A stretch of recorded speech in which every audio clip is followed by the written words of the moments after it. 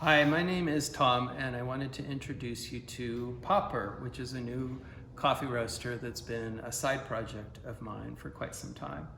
So as you can tell by the name, Popper is based on the air popcorn poppers that people use quite successfully to roast coffee.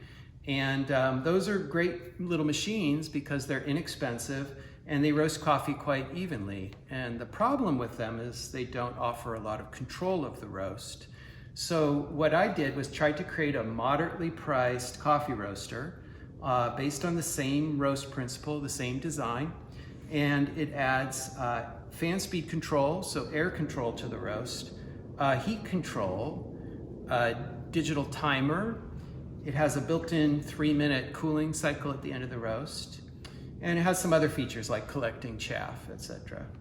So probably two things that you would like to know is how much coffee does it roast in a batch, and it roasts 100 grams of coffee, which is 3/4 of a cup or 3.5 ounces. And the other thing you should know is that Popper is manually controlled. It doesn't have any preset computer programs or computer control to make an espresso roast, to profile a roast in a particular way. And there's good and bad things about that. The good things are that it doesn't lock you in and you can fluidly change the time, temperature, and heat at any time in the roast. And if your roaster goes into a cooling cycle accidentally and your roast isn't finished, you just turn the dial backwards, add more time, continue roasting. So the bad thing is you have to pay attention to it. It's not a no-brainer. But I think that the pros outweigh the cons in that regard. Let's look at the control panel and I'll describe the features here. Let's start by describing the fan speed control that also functions as a knob with an off position, and I'll explain that. And it has low and high. High fan speed is basically what you generally want to use, especially early in a roast. The reason for that is you want the coffee to move as much as possible, roast evenly. Low is useful later in a roast, especially to raise the temperature in the roast chamber and force the coffee into a darker roast level. The heat control, we describe it as being from 9 o'clock, 12 o'clock, 3 o'clock position. So from there, we tend to recommend people start at about 2 o'clock position. And I usually like to then back off to 1 o'clock or 12 o'clock position later in the roast to have a nice controlled finish to my roast. Now you're probably wondering, why didn't we just put numbers on here? And that's kind of a long and complicated question. But one of the things is that we think it's important that you figure out in your own roast setting with the ambient temperature, the electrical voltage, the other factors that create variables between one roaster and another, that you figure out what the best settings are for you. And what I do is I basically make little marks on this for the ideal settings that I find. Okay, and then finally we have the timer knob. And the way this works, it has a maximum of 10 minutes of roast time. But that doesn't mean that you're limited to 10 minutes. You can roast much longer than that if you care to. And 10 minutes in any roast time always includes 3 minutes of cooling time at the end of the roast. So in fact, when it says 10 on your roast dial and the clock, it's going to mean 7 minutes of roast and 3 minutes of cooling. I'll show you how you extend the roast beyond that time. So the first thing you do in roasting is you'd take off the top clips on the chaff collector. There's a small handle on the back, so you can manipulate that in case it's hot. The top is made of a transparent plastic, but it has a yellow cast because it's a high heat thermal plastic, and that's just nature to that. And this is the Chaff Basket. As you can see, it has a nice Darth Vader appearance, and especially with the snorkel underneath.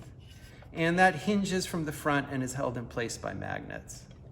And I want to point out that the Chaff Basket catches like 95, 98% of the chaff, but some small pieces will come through, and that's because we couldn't back up the heat in the air roaster by creating too fine of a screen on here.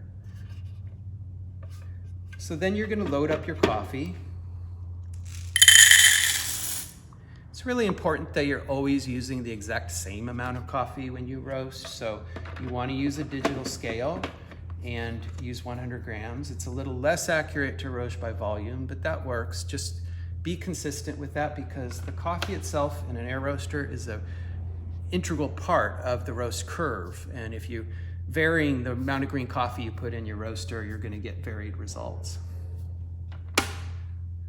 So there's several ways to just start a roast. First of all, I'm going to do the recommendation that's in the manual that comes with the roaster and start on 2 o'clock position.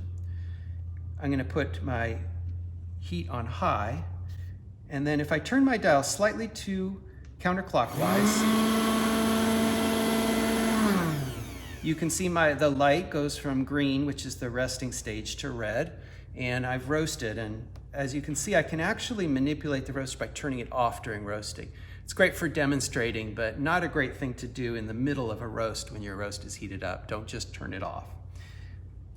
And then let's just, for demo's sake, I'll go back to 0. So now if I turn this on, it's not going to go on. And then let's check out the cooling cycle. I'll just turn it slightly the other way. You'll see we have 5 seconds on the cooler there. It turns to blue. And the great thing about this, let's just try this out. Let's go up to just above the cooling cycle time at 3:05. Let's turn on the roaster. The light is red. Now at 3 minutes, we go into cooling cycle automatically. Let's just say that we go back to 3:05 and we're roasting, and then we're like, oh darn, our roast isn't finished yet. So here we are. We go into cooling, but then I say, oh no, I'm not finished. I just want to add more time. So I just back up my roast into the any time zone above 3 minutes. So as you can tell, it's a countdown timer. That could mean you sort of have to do a little math as you're roasting. When 2 minutes have elapsed in your roast, it's going to say 8 on the timer. And yeah, let's just start our first roast and check it out.